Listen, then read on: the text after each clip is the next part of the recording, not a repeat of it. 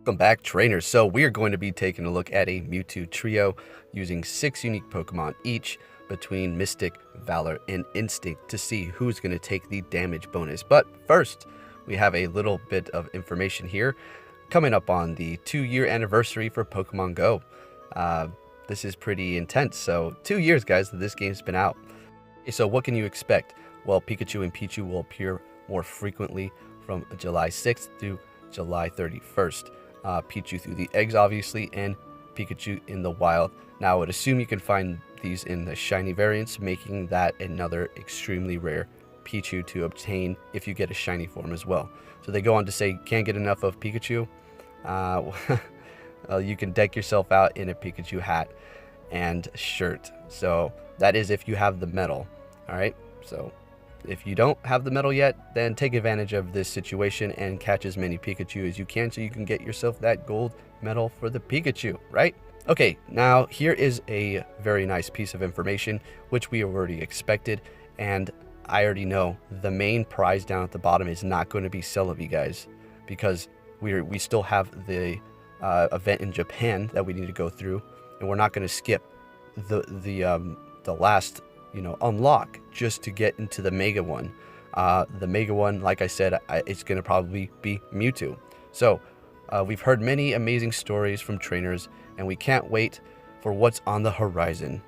We're excited to announce the special research on the mythical Pokemon Celebi will be available globally in the near future. Stay tuned, trainers. All right, so there you have it. We already knew, basically, Celebi is coming, so there you go. Go Fest. Now, like I said, we can expect that big, mega prize at the bottom to probably be a mass Mewtwo release, or I don't know, maybe they're going to throw it for a loop, drop some Gen 4 Pokemon, Deoxys, who knows what it is, but it's not going to be Celebi. That's coming before that. Anyways, let's jump into this Mewtwo. All right, so this is going to be the second time that this is taken place with the 3 of us doing this specific challenge. And oddly enough, did you see the rain? It started raining and it was extremely hot. Now, I mean, there's a few clouds in the sky, but I mean, not rain conditions. And these are the challengers right here that we're going to be doing this with. So the rain, that changed a lot of things, okay? And specifically for their teams that I noticed, they picked, they were going with the weather boost. So you'll see here in just a minute, I'll just name one, Kyogre. My personal one I'm using is going to be Caesar. That's going to be boosted, and I was deciding where should I place it, because that's going to be key. That's key here, okay? Where to place your Pokemon, because you want the same lineup for the ones you're going to revive, because you're not going to revive all of them. You're just going to revive 3 or 4. That's all you need, maybe. For this unique one, it was cutting it close. You'll see here my Houndoom did go in, and it still had quite a bit of health left. But anyways, so I was trying to decide where to place my Caesar, and I came up with the formula of putting it in 5th place and not reviving it, because the DPS on everything else in front of it, the Gengar, the Tyranitar, the Mewtwo, the Houndoom, are all doing more damage even with the weather boost.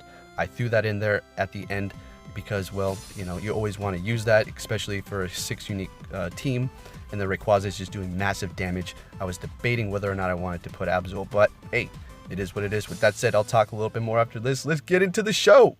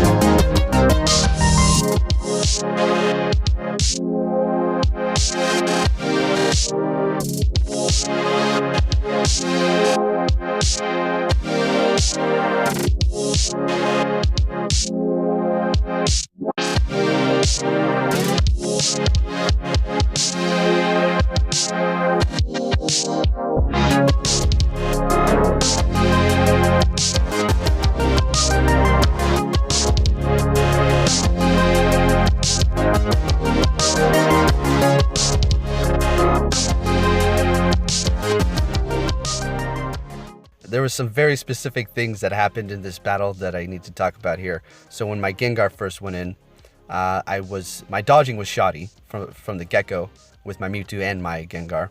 I didn't dodge the Hyper Beam. That was wasted DPS nonetheless, and it was a failed dodge too.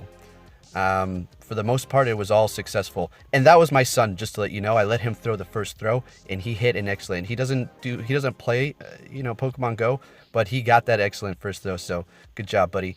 But anyways, so if you're wondering why didn't you dodge with the Tyranitar here, or with the Houndoom here, or Mewtwo in specific areas, because each Pokemon needs their certain time in, and that's it. I had this down to a T, and I caught it with a pineapple. Caught it with a pineapple, boys and girls. Very nice.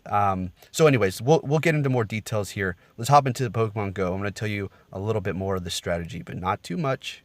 Okay, so basically, what I was saying is each Pokemon needs a certain amount of time in there, right? And you don't need to waste any more time dodging and doing any of that. You have the chance of risking a shadow hit or just something going wrong. You're better off just keep flowing. Every Pokemon I picked was going to do its job correctly, despite the previous one falling out too quick, like the Gengar did, way too quick. I didn't even get off 2 Shadow Balls, which was disappointing, but it's okay. At that moment, I was like, But then on the flip side, you can say, well, you probably only won because, they're using those other types of Pokemon. Well, obviously, yes, but I did win the last one as well.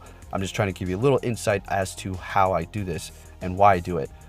So like I said, you don't want to dodge everything. You want to keep taking those hits, even if that Pokemon's going to faint and you wasted DPS using your quick attack, not able to get off your charge move. Don't worry about it. Keep flowing, keep moving. The reason why I didn't put Scizor first is because I said in the beginning, even with the weather boost, Houndoom is still outperforming it. Mewtwo, Tyranitar, and Gengar are all going to be outperforming it. I can't say, actually, yeah, no, they're all about 36, 35, 34. Mewtwo's 40, and I'm talking about DPS, damage per second, if you don't know that. Okay, and there you go, folks, and here is my Mewtwo collection. So it should be 21. We have 6, 12, 13, 14, 15, 16, 17, 18, 19, 20, 21. And when I go to my Pokedex, I have an extra one because of trading. So let me show you here. So it's 23 because I've done those 2 trades with Scarlet, which I guess increased your seeing sights of Mewtwo. But anyways, there you go. Just a little insight there. I said I wasn't going to say too much because I don't think I should give away too many of my strategies, even though it's all there. But you still kind of have to know the mechanics of what I'm doing and why I'm doing it. Also, in my last video, I kind of gave you guys the rundown of which Pokemon I would possibly use. And let me tell you a little trick. I know that they're going to be watching. I knew their friends and all that are going to watch, and they're going to see different styles of how I'm playing.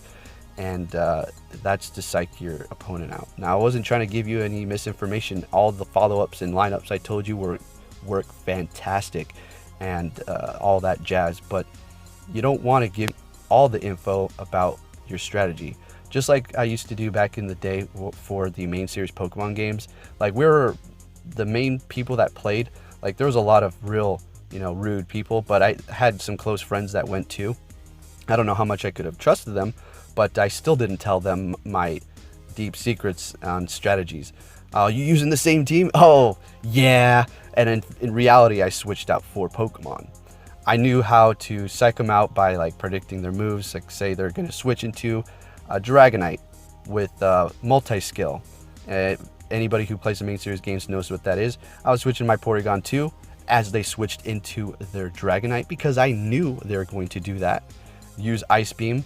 They probably predicted me switching back out because I thought they were going to switch because they knew I had Ice Beam on my Porygon 2. It's all mind games. But in Pokemon Go, it's not really going to be that deep. It's more about how you're going to play your strategy with your DPS and lineup and all that stuff. And if you're wondering, well, you're Rayquaza, you only did 1 charge move. Well, that was the rules. We were allowed, as long as every Pokemon did 1 charge move, you're good to go. You go back out. So I put Rayquaza at the end because it has one of the highest DPSs in the game. Neutral damage to Mewtwo, and you know the drill. It's just a monster. So Hope that gave you a little insight, folks. And I will be catching you all next time. Take care.